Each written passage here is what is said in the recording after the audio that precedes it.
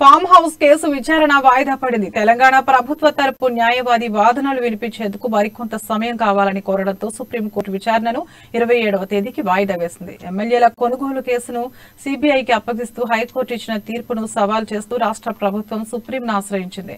ఈ పిటిషన్పై justice BR Gavai, justice Manoj మిశ్రాలతో కూడిన ధర్మాసనం విచారణ జరిపింది. తెలంగాణ ప్రభుత్వం తరపున వాదనలు వినిపించిన అడ్వకేట్ దుష్యంత్ దవే ఈ కేసులో నిందితులపై సీరియస్ ఆరోపణలున్నాయని, అయినా సిట్ దర్యాప్తు పక్కన పెట్టారని ధర్మాసనానికి విన్నవించారు.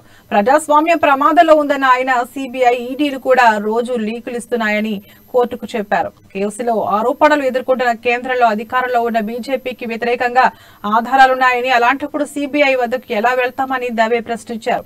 గురువారం రాత్రి 9 గంటలకు కేసు లిస్ట్ అయినందున వాదనలకు మరింత సమయం కావాలని న్యాయస్థానాన్ని కోరారు. మరోవైపు కేసులో కీలక ఆధారాలు లీక్ చేశారన్న విషయాన్ని ప్రతివాదుల తరపు న్యాయవాది కోర్టు దృష్టికి తెచ్చారు. దీనిపై స్పందించిన జస్టిస్ గవాయ్, ఎమ్మెల్యేల కొనుగోలు కేసులో ఆధారాలను మీడియాకే కాదు జడ్జీలకు పంపారని అన్నారు.